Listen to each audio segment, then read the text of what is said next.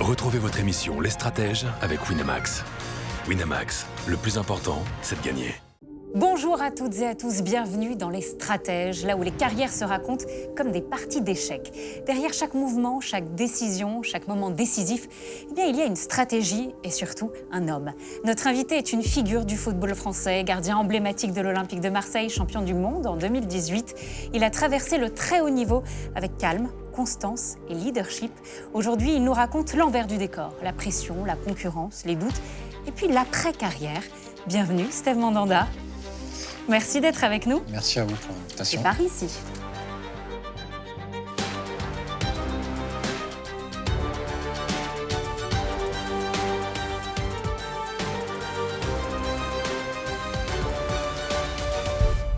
Merci beaucoup d'avoir accepté notre invitation. J'ai une première question qui est commune à tous les invités des Stratèges. Est-ce que vous êtes joueur d'échecs ? Pas du tout. Pas du tout, vous connaissez les échecs ? Je connais les échecs. Mais... Et joueur sinon dans la vie, au-delà du football, je sais pas, jeux vidéo ou autre jeu ? Jeux vidéo, jeux de dames un peu. Ah oui. C'est pas la même chose, mais on est un peu... Mais les échecs, je sais pas jouer malheureusement. Mais il y a quand même un peu de stratégie. Mais il y a de la stratégie, oui. Parce qu'aujourd'hui, dans Les Stratèges, cette interview va se construire justement un peu comme une partie. Chaque pièce du jeu d'échecs nous permettra d'explorer une étape de votre parcours, Steve, de l'ascension, représentée donc par le pion, jusqu'au roi et aux fameux échecs et maths. Et on reviendra sur vos défaites fondatrices, mais aussi, et bien sûr, sur vos plus grandes victoires. C'est parti, Steve Mandanda dans Les Stratèges. Alors aux échecs, le pion avance lentement, souvent dans l'ombre. À votre arrivée au Havre, le jeune Steve, franchement, est-ce qu'à un moment donné, il s'est imaginé champion du monde ? Très honnêtement, pas du tout. Pas du tout ? Pas du tout. Quand j'arrive au Havre, déjà, je suis très content d'être là. Et au fur et à mesure que la première année s'écoulait, là, je commençais à avoir cette envie et cette ambition d'être professionnel. Mais à aucun moment... Et à ce moment-là, rappelez-nous quel âge vous avez ? J'ai 15 ans. 15 ans. Ouais, je suis mars, j'arrive en juillet, donc je venais d'avoir 15 ans. Mais à 15 ans, on rêve déjà de Coupe du Monde, non ? Non, parce que je suis pas déjà à l'époque un gamin qui se projetait. Et je suis pas une personnalité qui arrive à se projeter très loin. Et moi, je suis plus à franchir les étapes les unes après les autres. Et pour le coup, j'étais dans l'objectif déjà de m'intégrer au centre de formation parce que c'était tout nouveau. Après, au fur et à mesure des années, j'ai eu cette ambition de devenir professionnel, de jouer en Ligue 2 et petit à petit d'évoluer. Mais à aucun moment, je me suis dit un jour je serai champion du monde ou un jour je serai en équipe de France. Vous sortez à une biographie Les jours d'après, chez Flammarion. On va y revenir à plusieurs reprises dans cette interview, dans Les Stratèges. Dans Les jours d'après, vous racontez Steve avoir longtemps été 4e, puis 3e, puis 2e gardien, avant de devenir titulaire.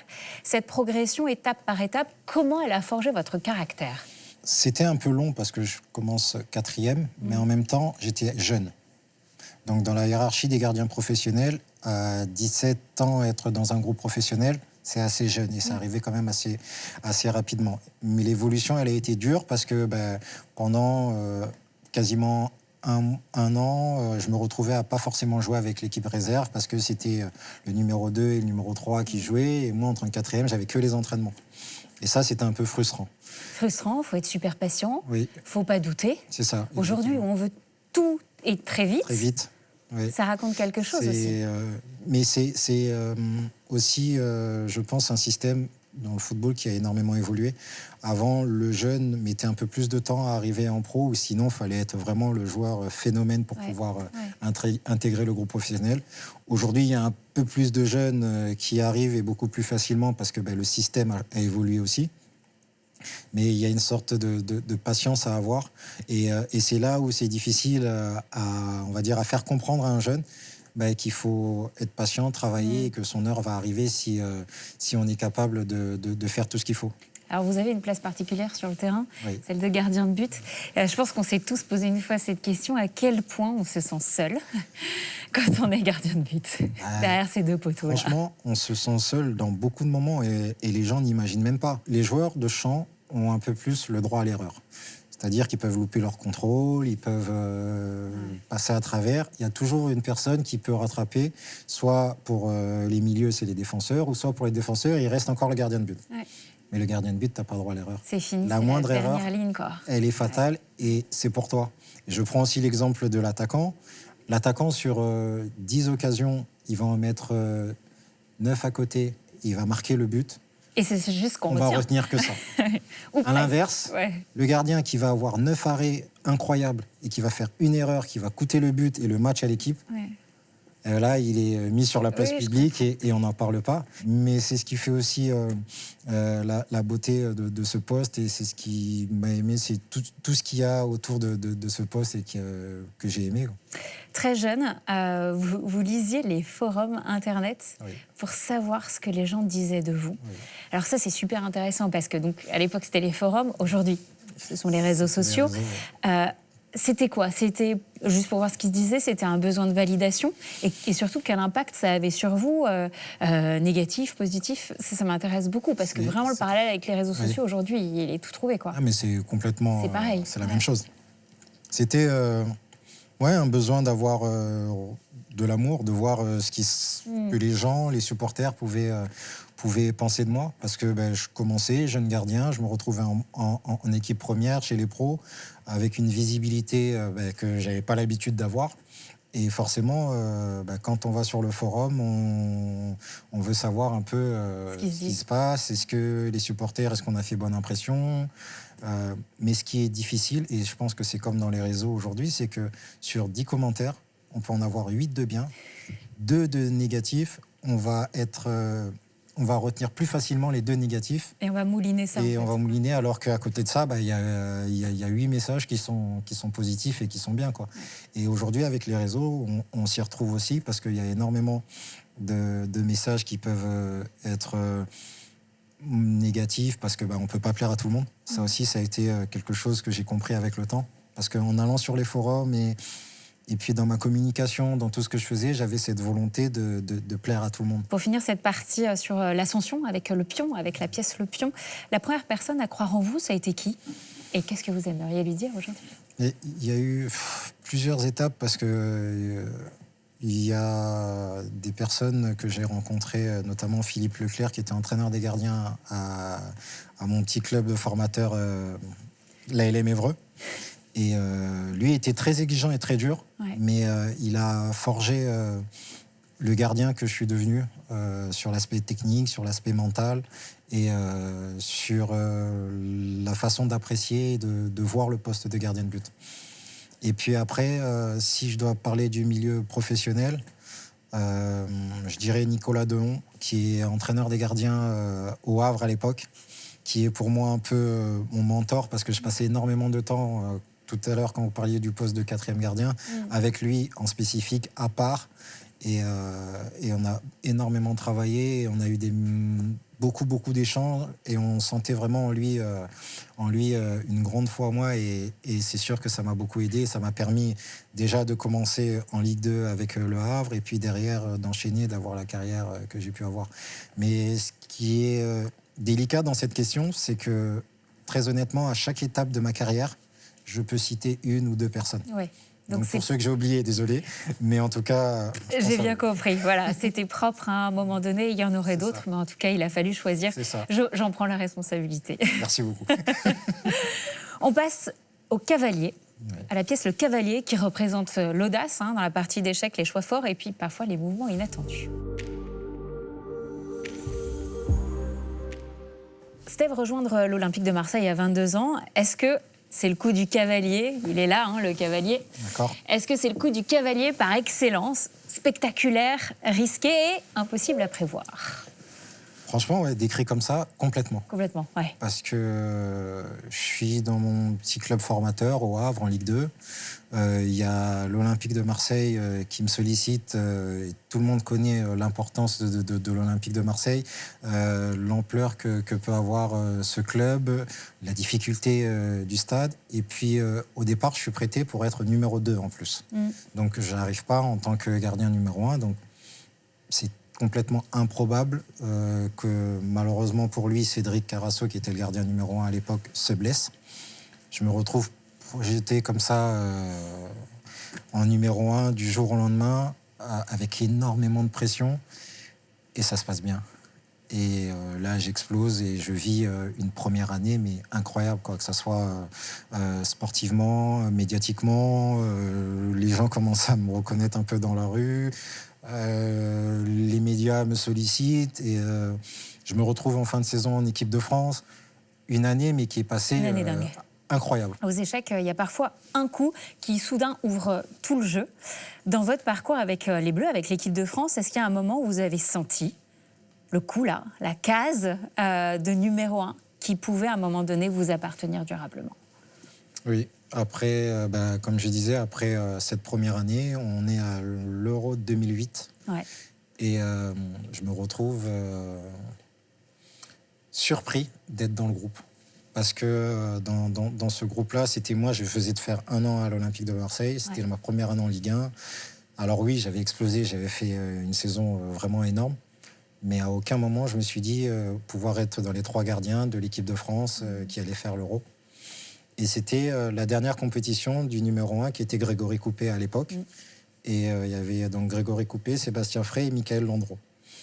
Et pour moi, j'étais le 4e, j'allais forcément rentrer chez moi parce que le coach avait fait une liste élargie. Et il y en a 7, je crois, qui repartaient et qui rentraient à la maison, dont un gardien. Et là, surprise, je reste dans le groupe. Et j'y suis. On fait l'Euro, ça se passe pas très bien. Mais derrière, le coach, qui était Raymond Domenech, me met numéro 1 pour les matchs de sélection. Et c'est vrai qu'à ce moment-là, j'étais numéro 1 et j'aspirais à faire une longue carrière en bleu. Elle a été longue en bleu, mais elle a été en numéro 2. Et pas de regret finalement, parce que vous vous dites, voilà, c'est mon histoire. Un petit regret quand même, sincèrement. Oui, un regret. Oui, un gros regret, parce que j'ai pas eu la force mentale, en fait, d'assumer ce statut-là à cet âge-là et à ce moment-là. Ah, vous croyez que c'est ça, c'est le mental? Complètement, parce que les qualités, je les avais. Okay. Mais ce qui m'a fait défaut, c'est l'aspect mental, c'est la pression qui a été énorme, cette concurrence qu'il y a pu avoir avec Hugo Lloris aussi. J'ai commis 2-3 erreurs qui te mettent dans le doute. Et puis derrière, il y a aussi la relation aux médias où à chaque article, il y avait une comparaison avec Hugo, où à chaque match moyen, ça pouvait être amplifié. Et en plus, avec l'Olympique de Marseille derrière, où il y avait une pression énorme. Et j'ai explosé mentalement et je n'ai pas réussi à garder cette place de numéro 1. Et sincèrement, est-ce qu'à ce moment-là, ça nous traverse l'esprit comment dire, qu'Hugo fasse des erreurs? Au début... Qui se plante? Au début, oui, un peu. C'est difficile à dire. Non, mais faut être honnête. C'est qu'au début, on se dit... au départ, le coach met Hugo en disant je vais le voir, essayer pour voir ce que ça donne. Donc la hiérarchie, elle n'est pas totalement définie, même si on sent que ça commence à être... J'aimerais bien qu'il soit pas très franchement, s'il passe à travers, c'est bien pour moi, parce qu'on est un peu égoïste et il y a ce côté. Je comprends. Mais au bout d'un moment... déjà, j'ai une mentalité qui, moi, est très collective. Je préfère, je pense avant tout au groupe, au club ou à la sélection avant de voir mon propre intérêt. Et puis, Hugo était performant. Plus ça allait, plus le coach restait sur sa décision. Donc, j'ai vite compris aussi que, ça y est, j'avais perdu cette place de numéro 1 et que maintenant, il fallait que je conserve cette place de numéro 2 parce que c'est ce qui m'attendait, quoi. Et au fil du temps, au fil des années, je me suis habitué aussi à ce rôle de numéro 2. Malgré tout, j'avais un rôle important dans le groupe parce que je faisais partie des cadres, des leaders. J'étais toujours dans les réunions, j'étais beaucoup à l'échange avec le sélectionneur. Donc ça me donnait aussi une importance, même si je ne jouais pas sur le terrain. Mais je savais que j'avais un rôle quand même à jouer dans le vestiaire et pour le groupe. Et ça m'a aidé aussi à vivre ce rôle de numéro 2 plus facilement. Après 14 années à Marseille, vous partez à Rennes. Oui. Steve, qu'est-ce que vous êtes parti chercher à Rennes, en fait? Pourquoi?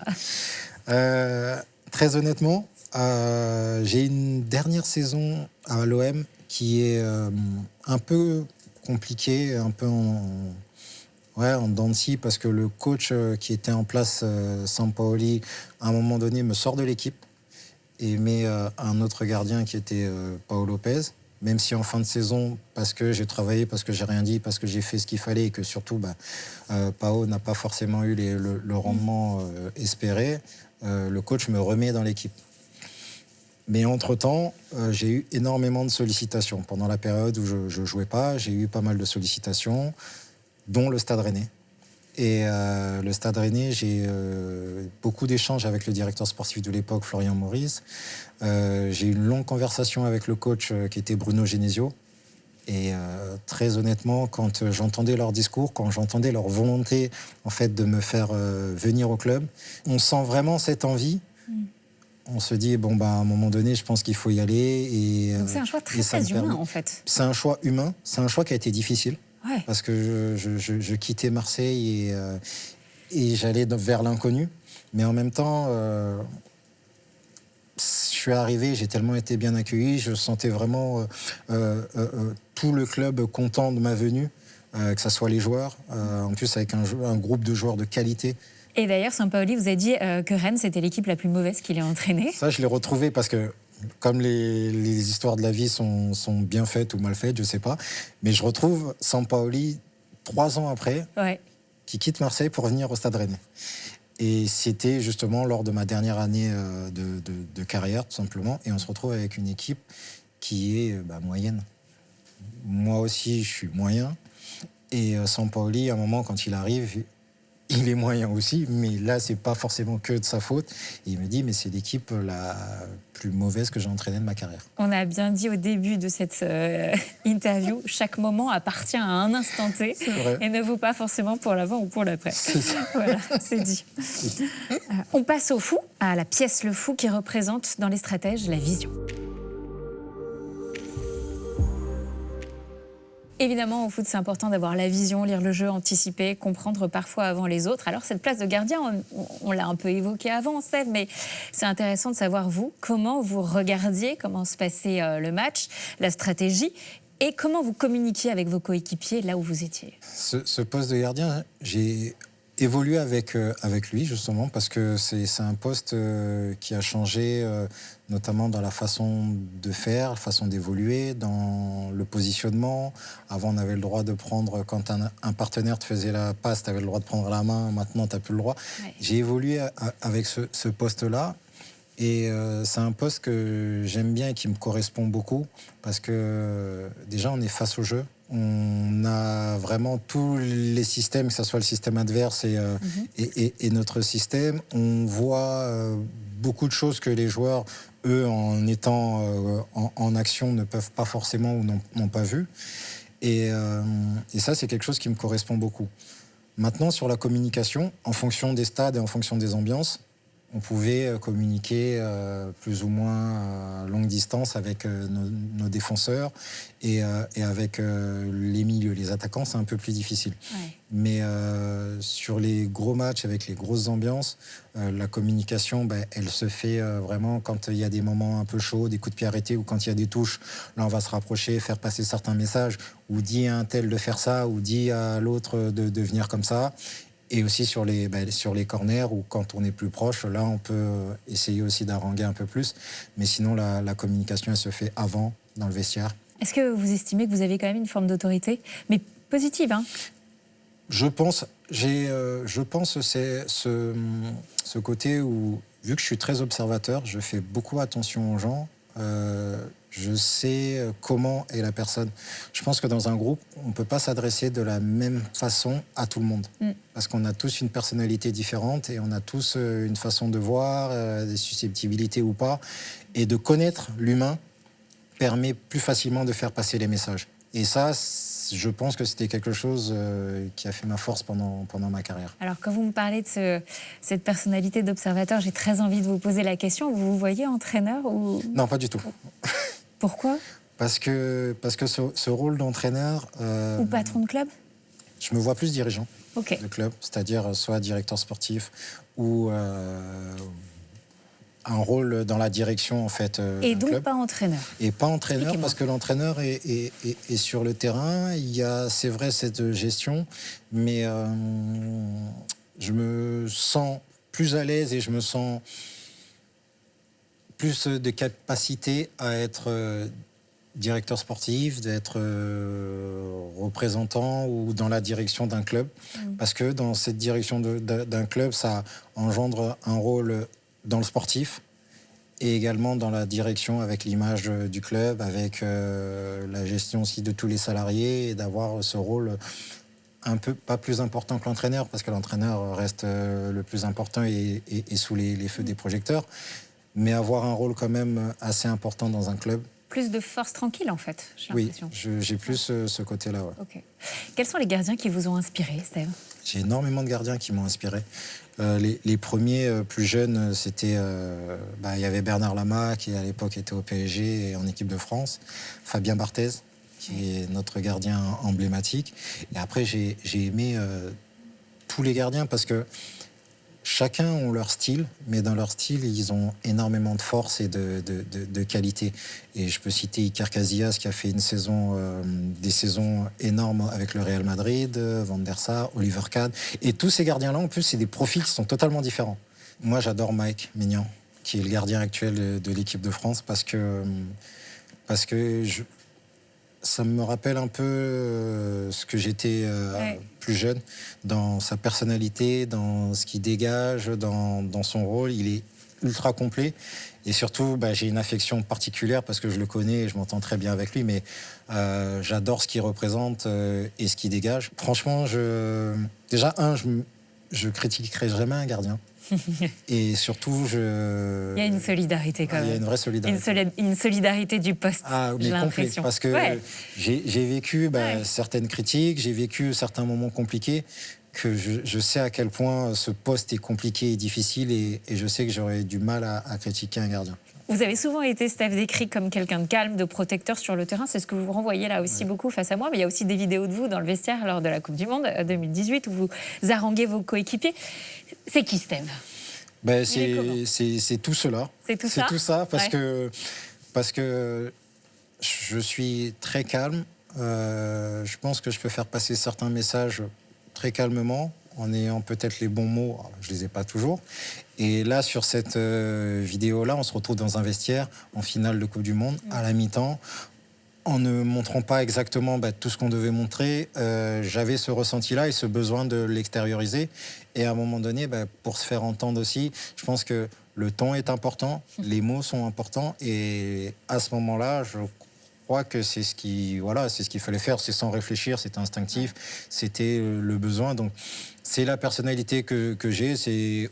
Peut-être aussi pour ça que j'ai été capitaine, parce que justement, je suis capable de parler calmement, je suis capable de gueuler un peu, de faire passer les messages individuellement quand je sais que c'est compliqué. Gueuler un peu ou genre la grosse gueulante, ça vous est déjà arrivé? Oui, ça nous est arrivé. Ça m'est arrivé, ouais. Ça m'est arrivé. Et puis ça part après un peu dans tous les sens, quoi.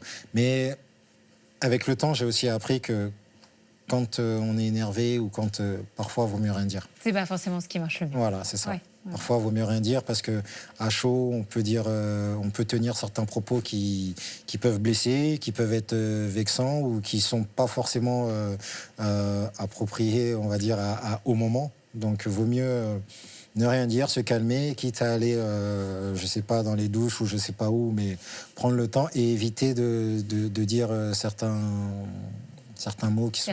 Ouais. On comprend. On avance dans le jeu. Avançons. On passe à la pièce La Tour, qui représente la construction, donc le leadership, la solidité et tout ce qu'on bâtit.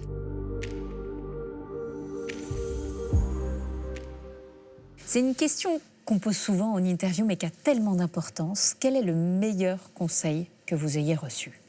Le meilleur, c'est prends du plaisir, amuse-toi. Mais ce conseil-là, il est tellement vrai et difficile à la fois à imprégner parce qu'il y a tellement d'enjeux, il y a tellement de médiatisation, tellement de pression que parfois on oublie cette notion de plaisir et cette notion de jeu, en fait. Parce qu'à la base, ça reste un jeu, ça reste un plaisir. Quand on est gamin et qu'on joue au bord sur un terrain de City Stade ou en bas de la maison, c'est que du plaisir. Et il y a un moment dans cette carrière, ce plaisir-là, on l'oublie Et l'enjeu prend le dessus, quoi. Je ne le prendrai pas personnellement, mais à un moment donné, vous en avez voulu aux journalistes? Oui. Ouais. Ah oui, oui. Mais c'est pareil, c'est humain. Hein. Quand on est attaqué, on regarde et on se protège. La première réaction, c'est d'en vouloir à l'autre. C'est de se dire, soit il m'aime pas, soit il y a ce truc. Mais après, avec du recul, avec un peu de temps et en prenant un peu de hauteur, il juge une performance, il juge une action. C'est comme ça, donc après ça passe, mais forcément, oui, il y a des moments où on sent qu'il y a un journaliste qui t'en veut un peu plus. On sent que... parfois c'est vrai, hein. Je peux pas... Franchement, autant je reconnais mes torts sur des trucs. Parfois c'est mérité. Parfois c'est mérité. La critique. Parfois, oui. Et parfois... Parfois c'est un peu dur, quoi. Aux échecs, la tour, elle protège les lignes, elle stabilise en fait l'échiquier. Alors parlons un peu de vos défenseurs. Oui. Quand vous étiez gardien, à quel point, quelle relation vous aviez avec eux et à quel point elle vous protégeait? C'est quoi la relation gardien-défenseur? La relation gardien-défenseur, elle est avant tout énormément de complicité, de solidarité. Ouais. On a les mêmes objectifs, nous, c'est de ne pas prendre les buts. Je sais qu'après chaque match, quand on pouvait gagner, par exemple, on va gagner un match 4-1 ou 5-1, on va avoir tous les joueurs offensifs qui sont contents. Et nous, on va avoir concédé un but en fin de match alors que... Pas la même lecture, quoi. Et là, voilà. Et là, les défenseurs... Il y a le petit 1 qui traîne et... On n'aurait pas dû le prendre, machin. Ouais. Et là, je comprends. Les joueurs offensifs sont contents, ils en ont mis 4, tout se passe bien. Bon, après, quand tu gagnes, ça passe. Mais le fait d'avoir pris ce petit but-là, les défenseurs et les gardiens de but, ça nous dérange un peu plus. Je voudrais parler d'un coéquipier en particulier, c'est Florian Thauvin, oui, avec lequel vous avez noué une forte relation. Pourquoi lui? Comment ça s'est fait? Parlez-moi de Florian. Flo, ça a été une rencontre, franchement, je ne m'y attendais pas du tout. Je me suis pris d'affection pour Flo. J'ai senti vraiment en lui vraiment une bonne personne et surtout un super joueur. Et on ne s'est plus quittés. On a été très très souvent ensemble. J'étais le grand frère. Il a été là pour moi dans les moments compliqués. Et surtout le moment qui reste gravé, c'est le moment où je me retrouve à l'hôpital parce que je prends un coup au niveau du genou et je loupe la Coupe du Monde avec une fissure cervicale. Et Flo est resté avec moi 3 nuits à l'hôpital, dormait sur le brancard à côté. Ça, c'est un ami. Et ça, c'est... même si on avait déjà cette relation et qui était forte, mais c'est sûr que ça a consolidé aussi cette relation. Et j'aime vraiment énormément Flo parce que c'est une vraie bonne personne, une vraie belle personne. Alors parlons-en de cette blessure au cervical, oui, qui vous fait rater la Coupe du Monde. Donc ça se passe en 2014. Est-ce que vous diriez que c'est le coup le plus cruel de votre carrière? Le moment, le coup pour évidemment faire le parallèle avec les échecs, mais est-ce que c'est le moment le plus dur de votre carrière? C'est le moment pour moi le plus dur de ma carrière. Parce que...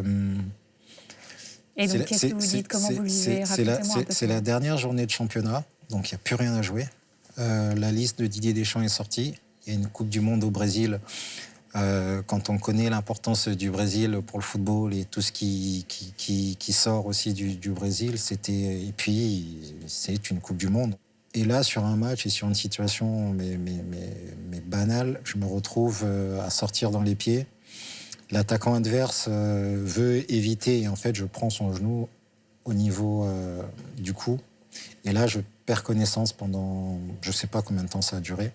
Je me réveille, je sais que je suis au stade, mais je ne sais pas pourquoi je suis allongé, je ne sais pas contre qui on joue, et je ne me rappelle plus du score. Ouais. Je vais à l'hôpital, donc dans l'ambulance, je demande de la morphine, parce que je souffre le martyre.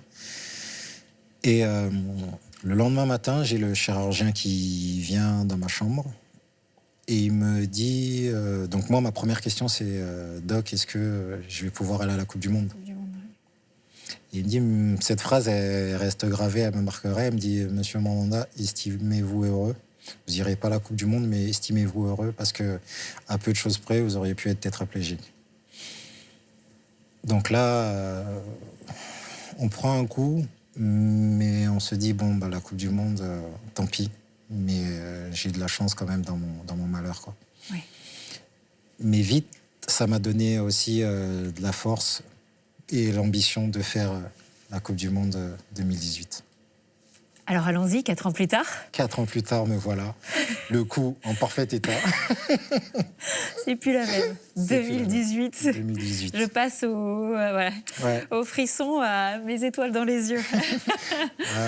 Alors, nous, on l'a vécu de l'extérieur. Vous voyez, je pense même à mon regard, dès qu'on dit 2018, de toute façon, hein, puis moi, je suis cette génération. Enfin, j'ai connu 98 aussi, mais 2018, c'est le moment. 2018, c'est... Et juste expliquez-nous, amenez-nous un instant à l'intérieur, puisque vous l'avez vécu avec l'équipe dans le vestiaire.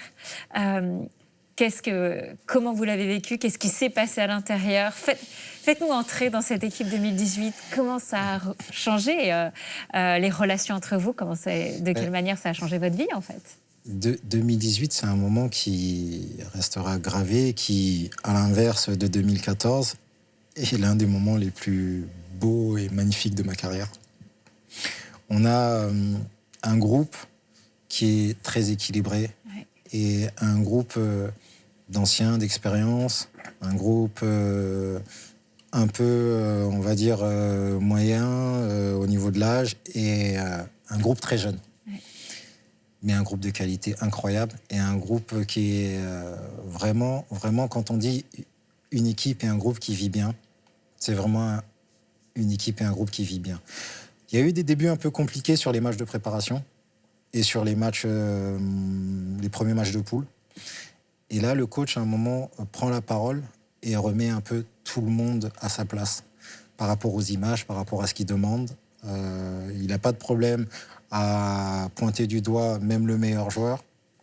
Et je pense qu'on a un moment ce déclic, et pour moi, c'est face à l'Argentine, où on revient au score avec ce but de Benjamin Pavard, avec cette percée de Kylian. Et là, on se dit, aujourd'hui, les gars, on y est. Ce match-là nous a dit, je crois qu'il y a quelque chose à faire. Ça sent bon, quand même. Ça sent bon. Et maintenant, on se dit qu'on a vécu, là, le plus beau moment de sa carrière, on a vécu... En tant que footballeur, on en parlait tout à l'heure, même si moi, j'ai jamais trop rêvé, mais il n'y a rien de plus grand et de plus beau que de gagner une Coupe du Monde. Et ce moment-là, personne pourra nous l'enlever parce que c'est à nous et on l'a fait et c'est magique, quoi. Franchement, c'est magique. Merci pour les émotions. On passe à l'arène. Ouais. Et aussi au sacrifice, parce qu'une carrière de footballeur professionnel, c'est aussi beaucoup de sacrifices. On le sait, on en a conscience. On va en parler un peu.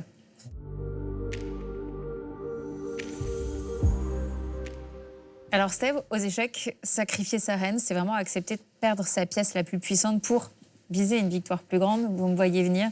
Quel a été mais surtout le plus grand sacrifice de votre carrière selon vous? Toute ma carrière, je ne vais pas appeler ça comme des sacrifices parce que c'était du travail et une volonté. Mais il y a des moments d'adolescence que je n'ai pas vécu. Parce que j'étais au centre de formation, parce que je voulais donner le maximum pour performer et pour être professionnel. Les sorties en boîte avec les potes, traîner, tous ces moments-là, je ne les ai pas vécus. Et c'est pas pour moi des sacrifices, c'est pas des regrets parce que j'ai pas de manque vis-à-vis de ça. Mais parfois, je me dis...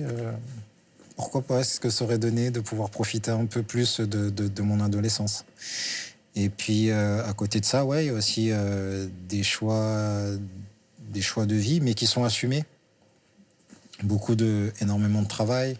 On ne peut pas, en tout cas pour ma part, faire tout ce qu'on veut, quand on veut. On doit faire attention à tout. Donc, toutes ces choses-là, des fois, j'aimerais bien être une personne lambda et pouvoir être tranquille. Les jours d'après, oui. Vous parlez de l'après-carrière, de cette petite mort. Enfin, on connaît ce terme, évidemment. Au moment où vous décidez d'arrêter votre carrière professionnelle, vous expliquez que c'est vraiment super compliqué. Vous parlez de ce moment où, cette phrase, « je suis chômeur sur mon canapé ». Ça a été donc un moment compliqué pour vous. Oui, ça a été un moment très compliqué. Quand on a joué au foot pendant 20, 22 ans, on n'a fait que ça. Tous les jours, tout le temps, les matchs, la compétition, l'adrénaline, les déplacements, les voyages. Et surtout qu'on aime le foot. Du jour au lendemain, quand ça s'arrête, c'est dur. On a un planning avec des matchs. C'est très... on a une vision, une visibilité, exactement. des mois à venir hyper claire en fait. C'est ça. Et en réalité, c'est chargé, mais c'est très rassurant. C'est complètement rassurant. Pour la tête. Et puis on est habitué en fait. Nous, là, psychologiquement, y a on plus sait rien dans ce qui nous l'agenda. attend. Et là, il ne se passe plus rien. Et surtout, on ne sait pas ce qu'on va faire et ce qu'on aime. Grosse introspection, Ah on oui, se demande ce qu'il y en a. Et il y a même certains spécialistes qui décrivent cette après-carrière professionnelle avec le manque du quotidien, comme le manque que peut ressentir quelqu'un d'addict. L'important, c'est déjà d'être bien entouré. C'est sûr que quand on a la chance de pouvoir le préparer, peut-être que le choc est moins violent. Vous l'avez préparé, vous? Non, parce que à ce moment-là, je ne savais pas encore si j'allais arrêter. Ouais, ok. Et comme Et donc ça a été difficile. Un petit regret. Ouais. Pour plein de raisons, c'était une décision à prendre. Je continue, j'arrête, je suis sollicité, mais j'ai pas envie d'y aller. Mais en même temps, est-ce que j'ai bien fait d'arrêter? Est-ce que c'est la meilleure chose? J'ai beaucoup d'interrogations, mais j'ai pas les bonnes réponses.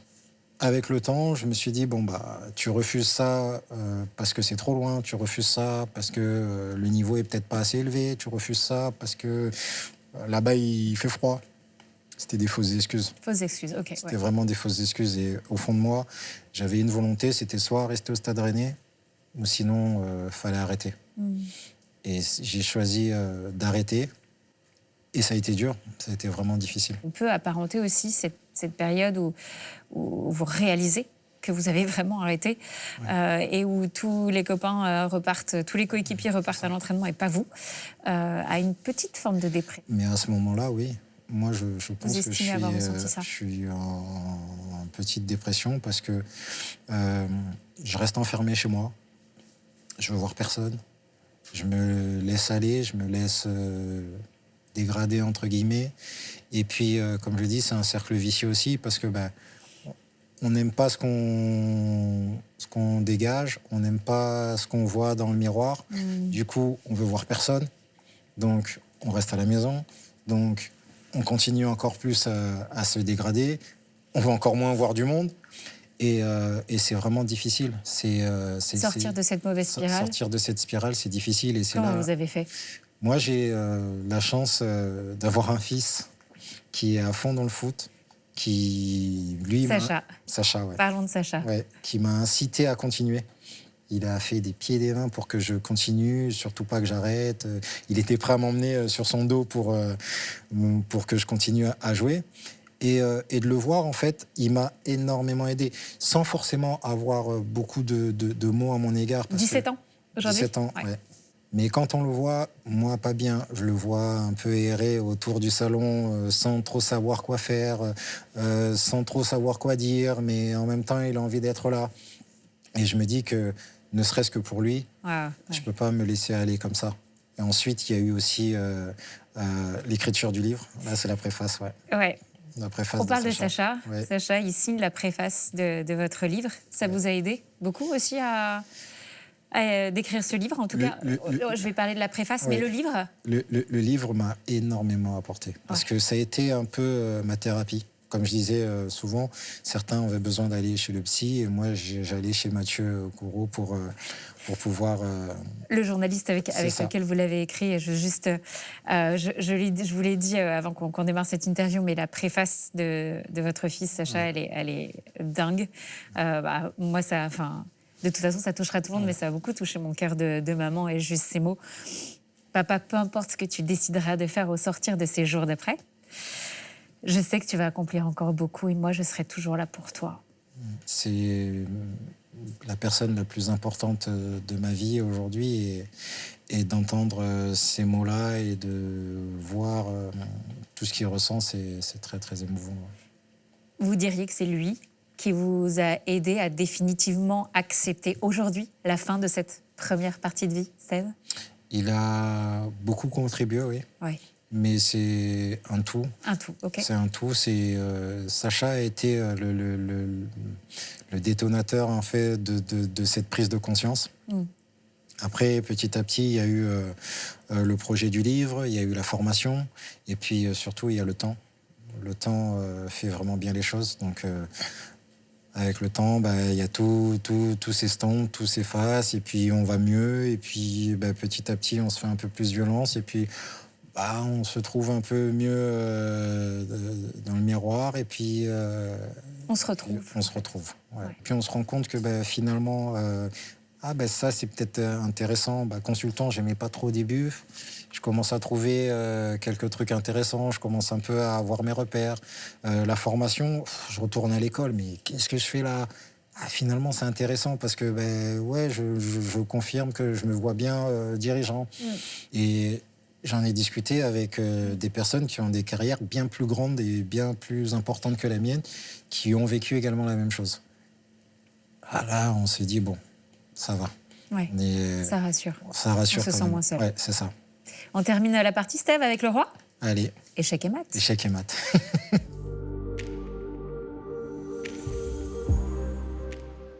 Alors, le roi, l'apogée, la vérité, puis l'héritage aussi, ce qu'on laisse. Vous racontez avoir explosé en vol mentalement après France-Argentine, c'était en 2009.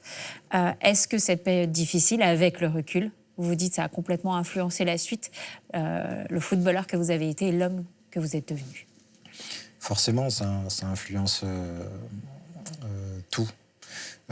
Parce que ce moment-là, je m'en rappellerai aussi, ça a été vraiment très très dur parce que je suis très exigeant et très dur envers moi-même. Et de recevoir toutes ces critiques, de décevoir. J'ai ce truc où j'ai horreur et j'aime pas décevoir. Et là, je sais que le sélectionneur, mes partenaires, j'ai déçu énormément de personnes. Et ça, c'est dur à accepter. Et forcément, ça impacte l'homme et la carrière parce que derrière, on a une volonté peut-être d'arrêter. On sait que ça va influencer le sélectionneur et puis on va avoir une image qui va changer vis-à-vis du public, vis-à-vis de plein de monde parce que on n'est pas performant. Et ouais, ça a été vraiment très très difficile pour moi de ressortir là-bas. Je me retrouvais même parfois à dire je préfère pas jouer parce que là c'est trop dur pour moi mentalement à enchaîner, quoi. Mais contrairement à mes 40 ans, il y a l'année dernière ou il y a 2 ans, à 22-23, j'avais plus de force de caractère. Et ça durait 2 jours en fait. Le match d'après, on repart. C'est ce que j'allais vous dire à ce moment-là. Comment vous rebondissez? Parce qu'on a la suite de l'histoire aujourd'hui et on sait que vous avez rebondi. Donc comment parce que vous l'avez trouvé cette force? Parce que j'ai toujours eu cette force de caractère. Je pense que c'est dû à mon éducation, c'est dû à la vie que j'ai pu avoir aussi. Ce côté de ne jamais rien montrer, de ne jamais abandonner et d'avoir cette résilience et de persévérer. Et puis surtout, dans le travail. Parce que pour moi, il n'y a que dans le travail où derrière, on arrive à inverser les situations. Cette entrée au Vélodrome face à Marseille, avec tout un stade debout, pour vous, est-ce qu'on peut dire que c'est l'échec et mat émotionnel de cette carrière? Mais complètement. C'est en plus, si on prend l'histoire un peu du début de semaine, je vais prendre la début de semaine, le coach Habib Bey, qui est le coach à l'époque du Stade Rennais, me dit Steve, c'est le dernier match. On sait que tu vas pas être conservé, qu'on va pas continuer avec le Stade Rennais. Tu joues à Marseille, chez toi. Je veux que tu joues ce match-là. Moi, ne sachant pas exactement ce que je veux faire, je lui dis coach, moi je vais pas jouer ce match parce que je veux pas que ce soit un jubilé, que ça soit interprété comme un jubilé, que ça soit le dernier match de ma carrière et que il me dit non mais moi c'est pas le dernier match de ta carrière, c'est le dernier match avec le Stade Rennais et à l'OM. Donc il faut que tu joues. Oui, mais vous savez ça, mais deux têtus qui se parlent. Et arrive toute la semaine, Steve, tu joues? Non, non. Le jour du match, Steve, ce soir tu joues. Je dis coach, franchement, je préfère pas. Pendant le match, il vient, donc il est en train de coacher, ça joue, il vient, il s'assoit à côté de moi. Steve, il faut que tu rentres, tu peux pas ne pas vivre des moments comme ça. Et j'ai Gauthier Gallon qui était le deuxième gardien, enfin le troisième, et Nico Lesage qui était le team manager. Il faut que tu rentres, tu peux pas faire ça. Ah, faut que tu rentres. Laissez-moi tranquille, en fait. Et le coach vient s'asseoir, et je me rappellerai tout le temps, c'était vers la 75e, il vient s'asseoir sur le banc à côté de moi. Il me dit, Steph, faut que tu rentres, tu peux pas... Je dis, OK. Et à un moment-là, on perdait 3-1. On marque. On revient à 3-2. Je dis, coach, on ne sait jamais. Peut-être qu'on peut revenir. C'est mieux, on ne change pas. Et à la 88e, je me décide. Je dis, allez, on y va.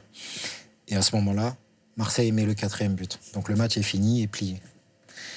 Et là, je me lève. Mais franchement, j'en ai la chair de poule encore maintenant parce que c'est un moment qui est inoubliable. Tout le stade se lève, une ovation incroyable. Je sais qu'il y a certains joueurs rennais qui viennent me parler au bord de la touche, mais je sais que Ludo Blas vient me parler, mais je ne sais plus ce qu'il me dit. J'échange avec l'arbitre. Je rentre, il y a Adrien Truffert qui me remet le brassard. Tout le monde vient me taper dans la main, les Marseillais se lèvent. Et Kalimundo me donne le ballon, je contrôle. Et là, il y a une explosion dans ce stade.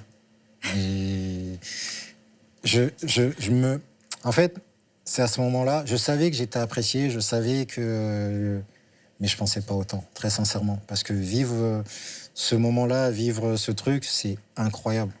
Et en regardant après les images, il y a plein de trucs dont je suis passé à côté. Il y avait des banderoles, bienvenue chez toi, merci pour tout, tous ces trucs-là que je n'avais pas vus parce que j'étais là, mais sans être là, quoi. C'était magique. Et honnêtement, heureusement que je suis rentré. Mais par contre, je ne regrette pas de ne pas avoir, de pas avoir joué ce match, enfin, d'avoir dit au coach, je ne joue pas. Parce que je pense que si j'avais joué tout le match, il n'y aurait pas eu la même émotion. Cette émotion-là, sur 5 minutes, elle était puissante, mais fois 1000, quoi. Ça s'est passé comme il fallait. Ça s'est passé comme il fallait. Et là, pour le coup, c'était vraiment échec et mat, quoi. Victoire, tout est beau. Et merci, au revoir. C'était... ouais. J'ai plus envie de rien dire après ça, mais j'ai quand même très envie de vous poser une dernière question. Si Sacha un jour a des enfants, on lui souhaite. Oui. Je ne sais pas s'il a envie. Et s'il a envie, on lui souhaite. Comment vous raconteriez votre histoire à vos petits-enfants qui n'auront pas connu le Steve pro? Je sais qu'on évolue dans la vie, donc je ne sais pas comment je serai dans quelques années. Je pense que je le ferai simplement. En disant, avec l'humilité qui m'a toujours suivi, en racontant ce que j'ai vécu. Et la chance qu'on a, c'est qu'on arrive toujours à avoir des images, et je pense que les images vont mieux parler que moi. Si ils me questionnent et si ils ont des interrogations, ou elle, je dis il, mais ça peut être elle, je leur répondrai avec grand plaisir, mais je suis pas forcément sûr de trop me vanter, mais s'il y a des questions, je le ferai avec plaisir, quoi. On passe à la séquence Blitz, donc comme aux échecs. Oui. 200 secondes pour répondre aux questions. D'accord. Donc à la fois, il faut être réactif, mais il y a le temps de répondre, ok? D'accord, ok. C'est la séquence Blitz. Steve, quelle équipe va gagner la Coupe du Monde 2026? L'équipe de France. Quelle sera l'équipe surprise de cette Coupe du Monde? Le Congo. Quelle sera l'équipe flop de cette Coupe du Monde? Le Brésil. Pourquoi? Parce que, en fait, une équipe flop, il faut que ce soit une équipe qui soit attendue, mais qui ne fasse pas. Et je pense au Brésil. Mais je ne sais même pas si c'est vrai ou pas. Quel joueur finira meilleur buteur de la Coupe du Monde, selon vous? Kylian Mbappé. Il fallait dire un Français. Oui, il fallait dire un Français. En fait, dans ma réflection, j'hésitais entre Kylian et Ousmane. Et Ousmane, j'ai dit, Kylian. Quelle est, pour vous, la plus belle équipe championne du monde de tous les temps? 2018. France 2018. France 2018. Dit-il. Ah ouais. Quel est le plus surcoté des vainqueurs de Coupe du Monde? C'est dur, ça. Parce que pour moi, c'est mérité. Il n'y a pas de... Ça peut être une réponse. Ouais, c'est ma réponse. Franchement, pour moi, celui qui gagne, il la mérite. Quelle équipe a été la plus belle surprise, à l'inverse des Coupes du Monde précédentes? Il y a des équipes qui ont gagné ou pas forcément gagné, mais qui ont fait des très beaux parcours. Moi, je pense que j'ai vu et ce que je sais, la Croatie en 2018 était vraiment une très, très belle équipe. Quel joueur a réalisé la plus belle Coupe du Monde de tous les temps, selon vous? Toute Coupe du Monde confondue. Ronaldo, le Brésilien. Ouais, j'ai un grand fan. Quel but vous a le plus marqué lors des précédentes Coupes du Monde? Alors, on a évoqué le but de Benjamin Pavard, mais... Oui. Celui-là, il m'a marqué. Il y en a un autre? Moi, il y en a un qui m'a marqué parce que je l'ai toujours en tête, c'est le doublé, les buts de Zidane en 98. 98. Ouais. Quel est le plus grand exploit vu en Coupe du Monde? Pas forcément un but. C'est dur, hein. En plus, le temps, il défile, il me stresse, lui. Pas de pression. Non, franchement, je sais pas. C'est pas grave. Quelle est la plus grande finale de l'histoire des Coupes du Monde? Le France-Brésil 98, c'était quand même quelque chose. Quel grand joueur n'a pas gagné de Coupe du Monde alors que, franchement, il aurait pu en gagner une? Cristiano Ronaldo. Et quel est le plus grand hold-up vu dans un mondial? Le braquage du siècle. Non, franchement, il y en a. Je vois pas.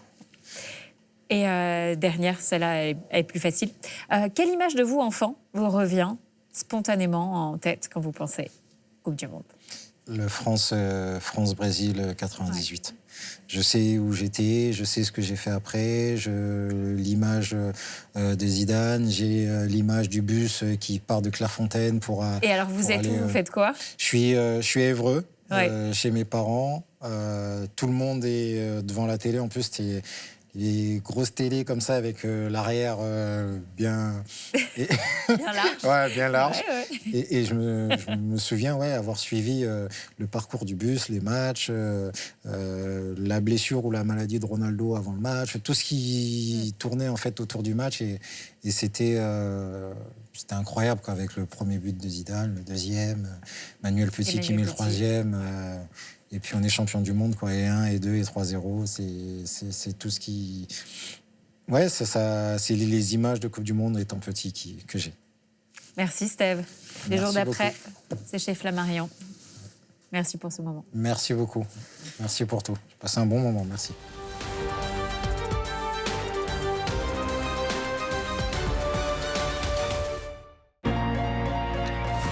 C'était votre émission Les Stratèges avec Winamax. Winamax, le plus important, c'est de gagner.